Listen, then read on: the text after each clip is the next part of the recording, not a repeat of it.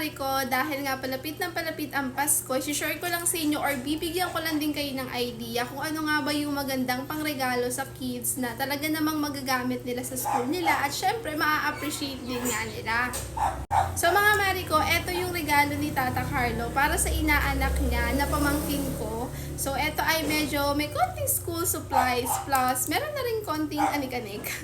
Yung coloring tote bag natin. Tingnan nyo, maganda siya kasi kung paper bag kasi siya, so paper bag lang, ganon. Kami kasi itong coloring tote bag na to mga Mariko, nakukulayan siya, plus magagamit pa siya, which is nito, napaglagyan pa namin ng iba pa naming regalo nga dun sa pamangkin ko. So today mga Mariko, papakita ko lang sa inyo yung mga laman nito. And mura lang siya mga Mariko. Siguro wala pa kaming 100 or nasa less than 150 lang yung nagastos namin. Pero marami na kaming nailagay. So number 1 dyan mga Mariko, naka-plastic na tong ating, ito yung ating tawag dito, shoulder bag. And nag-range lang to from 55 pesos to 60 ata. Ako di ako nagkakamali. Ayan. So, pwede niya itong gamitin kapag meron silang event sa school or hindi kaya ngayong magpapasko, pwede nila yung gamitin. Ayan. Tapos, coloring pen mga Mariko, 12 colors na rin siya and gagamitin nga siyang pangkulay dito sa ating coloring tote bag. Pwede rin sa mga coloring book, yung mga papel yan. Pwede siyang gamitin. Ito, hindi, kung ako nagkakamali, nasa 15 pesos or ganun. Basta ganun yung presyo niya.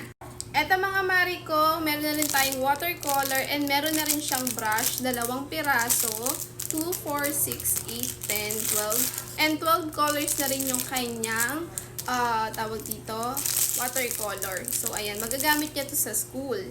Ayan mga Mariko, naglagay na rin ako dito ng 8 colors na crayons, 2 pirasong, tawag dito, pencil. Ito, meron din tong cute na scissor na to. Safe to sa mga bata, mga Mariko. Hindi to nakakatuso. Kaya ito yung binili ko kasi mga medyo bata pa sila. Baka mamaya matusok nga sila. And ito nga syempre, lalo na kapag kinder, talagang madikit-dikit sila ng mga activity. And sharpener na rin. Cute to and affordable lang. Kasi yung sharpener na to, ganyan siya. Ayan, o diba? Kasi kung bibili ka sa mall nito, medyo pricey talaga. So, mas mura talaga sa online.